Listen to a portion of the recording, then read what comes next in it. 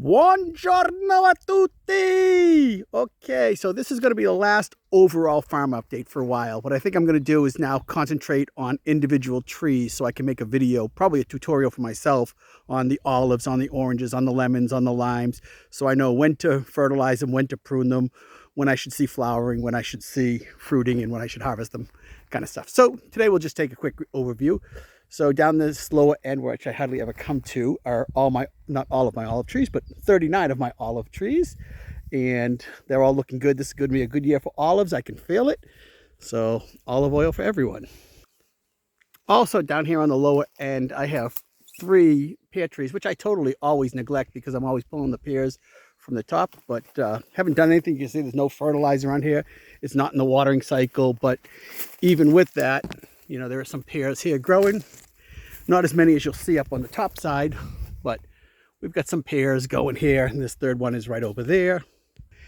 Got a little wild finocchio or fennel growing here. That's ready to be pulled up and put in some pasta with sardines.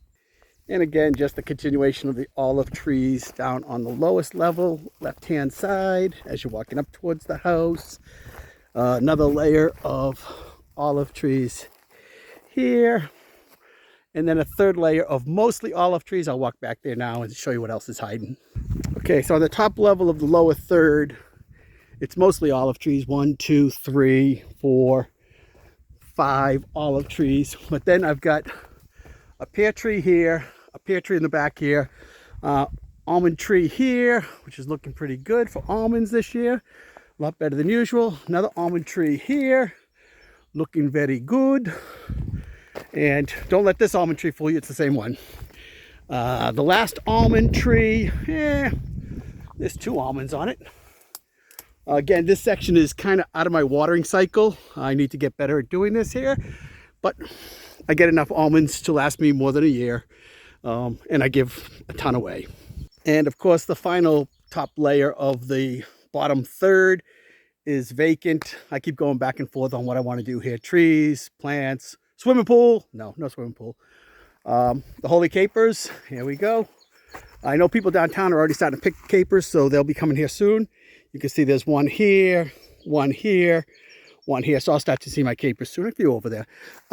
Capers, for those that don't know, are really just flowers. These would flower, but you pull them off when they're still in that shape right there. They're a tight bulb.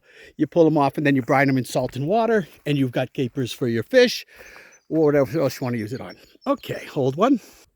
Okay, starting from the far left, looking at the house on the bottom third. This is usually my best producing almond tree, and it's very, very full this year again. Of course, I'll probably bring you to a section that doesn't have many, but that's okay. You're going to have to trust me on this one. There are a ton of almonds on it. This is one of my 2 Chelsea. Let's go to the fig tree first. Nothing happening on this one. This is an outlier. When you see all the other figs, they're going crazy. This is the Chelsea / mulberry. You want to make sure that they're very, very white and very, very soft. And when they are probably the sweetest fruit known to man. They're so delicious, mulberries. I have 2 trees. This one is all white. The other one on the other side is a hybrid, half white and half purple. Equally as sweet, equally as good. All right, continuing down this path, here's another pear tree. It's coming in pretty good. We'll have some pears here, obviously. Another pear tree. I can see one pear hiding up here. I'm sure there are more. Another fig tree that's a baby fig tree, nothing on it, not to worry. In the ground here, I have watermelon, all in this section, all over here, followed by beans, peppers, and onions down that end. Peach tree here, looking pretty good. This, it's a small peach tree, but it is loaded with peaches, so we'll continue to monitor this and hope for the best. Second peach tree, same thing, small one, but a ton of peaches on it, so nobody's going to complain about the size of it. Persimmons tree here, a fig tree here that is completely floated with figs. Another fig tree coming up towards the house that again is also loaded with figs. Hopefully you can see this in the video. If you can't, you'll have to trust me on it. An apricot tree that's completely loaded. Not ready yet. I'm thinking in about 2 to 3 weeks, I'll be pulling apricots. There is one tree that does have apricots on it. I'll show you that in a moment. That's ready to be picked. One of my grapevines, this is the grapevine that is the cotton candy grapes. Really, really sweet. Then coming here, we've got my 2 cherry trees that are down here. That one is a sweet cherry. This is an amareno or sour cherry. The one over there, I have no idea what it is because I never get any cherries off of it. So, not sure. My walnut tree, of course, the other day when I wasn't looking for walnuts, I saw a bunch of them. Now that I'm looking for them, there's 2. If you can see them, I'll put my hand behind them. But they're walnuts. This is the tree that I told you, both of these trees I gave a really serious haircut. And I wasn't expecting anything this year, but I'm getting them. These are my 2 Melicotonia trees, or quince. Got a few coming on this right now, a little early still, so I'm not too concerned. This one, again, doesn't have any fruit that I can see, but it was always overshadowed by this tree. So I cut that tree back and hoping that maybe next year we'll see some things there. I won't walk you down there, but you're gonna have to trust me again. That's another walnut tree. It's out of the watering cycle, so those tend to be a little bit smaller. This is a walnut tree that just started growing here a couple of years ago because probably I didn't clean up when I finished picking up the walnuts. And this again is the other Jelsi or mulberry tree. This side on the left is all white. That side that's leaning over the back side is all purple. The whites are ready, the purples aren't. My rosemary bush, which every time I take a video, I always tell you I need to trim this thing back because it's crazy. Another persimmons tree. Then walking back here, we've got 1 more fig, 2 more pears, 1 apple, another olive back there. Of course, everywhere you look, you see Fica de India or prickly pear cacti, which I totally demolished this year, but they don't want to die. Oh, look at this. We have a fig that's looking purple. Whoa, and it fell off. So I might have my first fig. I'll have to open it and see what it looks like, or is it just gone crazy because it's not ready. They're not usually ready yet. That fig tree there is a strange one because I get figs in December on that, which is unheard of here. Don't know how or why. This is a custard apple tree. There's a pear tree. Then we go apricot, and you can start to see these are starting to get a little bit yellower. So hopefully soon we'll see something on this tree. Another pear tree and another apricot tree. And this is the tree that I always point out that I never had anything on, and now you can just see, hopefully you can see, that this whole branch is nothing but apricots. So we shall see. Cachofi, otherwise known as artichokes. And let me pause again. Still staying in the middle third, just an extraneous olive tree.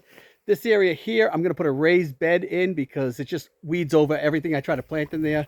I've tried peppers in there. I've tried thyme in there. I've tried garlic. And I mean, I get stuff out of there. It's just a pain in the ass because it just is completely weeded. So I'm going to put some weed killer down, you know, plastic to stop the weed grow. Then I'm going to put some raised beds in there and fill it with some of this topsoil I have here. This is my sage. If anybody needs to ward off any evil spirits, let me know. I got more sage than anybody could possibly use in a lifetime. And another persimmons tree. Quick side note, I often say that my favorite day of the year is when we pick the olives because we press the olive oil that day. And my saddest day of the year is when we take the last orange off the tree because I really love the oranges up here. But also a sad day is the day that I empty my 50-liter canister of olive oil, which I did today, can by last can. But I still have like 10 liters, 12 liters at home, something like that. Okay, coming up this way, we got the stray dog that just is a little phone. Here, you want to try a fig? Whoops. You didn't want to try a fig. Anyways, I got more artichokes hiding in here. And that completes the middle third. Okay, seems that Jacquemina did want the old fig. She's taking it with her. So I guess we'll have to trust her on this one, whether it's good or not. She's walking with it. And yes, I did do the cardinal sin of naming a freaking dog that's a stray, but it's okay. Now we come up to the top third. More olive trees, 11 olive trees hiding in here. 1 bay leaf tree. Let's see. My plum tree.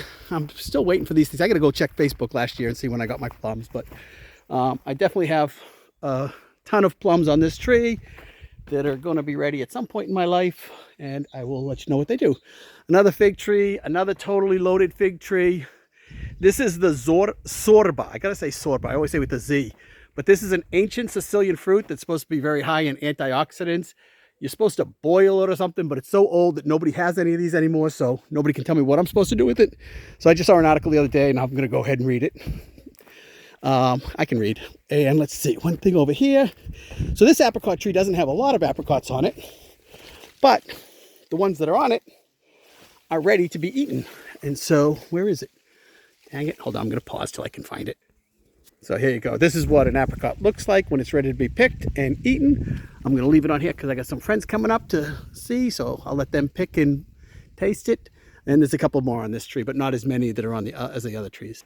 Okay, so quickly in this area, I've got a whole row of garlic growing up there.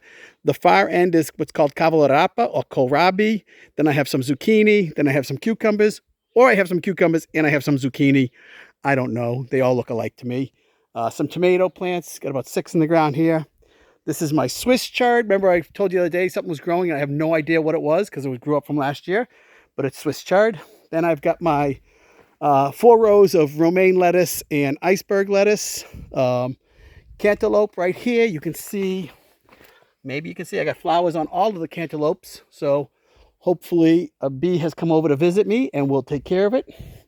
And then finally on this section, I have the cedro tree. I was explaining what a cedro is to some people, but it's a big ass ugly lemon, which is very strange because you eat the entire piece. You eat the rind, you eat the pith, you eat everything.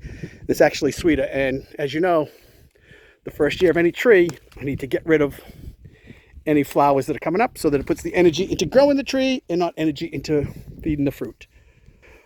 All right, middle section of the top third.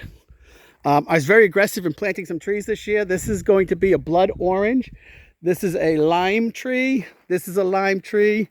That is a lime tree. Those are all new this year. Also new this year is another pomegranate tree and 2 more blood oranges there. This is my apple tree. You can see we got apples. Very strange. In New England, I always thought apples were a fall fruit, but these things come up in the summer here, so I'll take them. The nectarine tree.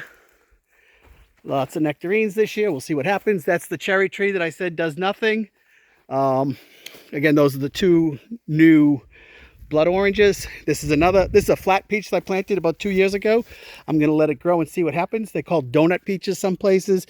Or here they're called tabacchia. And so that's this section. Now let's head over towards the old pomegranate and other stuff. Okay, don't double count this one. This is the new pomegranate. This is the old one. And as you know, for anybody who's watched my videos, how frustrating this is because I always get tons of flowers on it, but I don't get any fruit. So this is the first year we got the bees, and we're hoping the bees do their job and pollinate this tree so I can get some pomegranates. This is a bergamotto. It's a new citrus fruit that I planted this year, so another new one. This is a grapevine. Does pretty well. I just, I'm still confused whether these are eating or drinking, and we'll find out this winter because I'm going to be making wine. So you can see, here's the pomegranate tree. You can see I'm getting all sorts of flowers coming up now. I don't see a single bee over here. Lazy sons of bitches.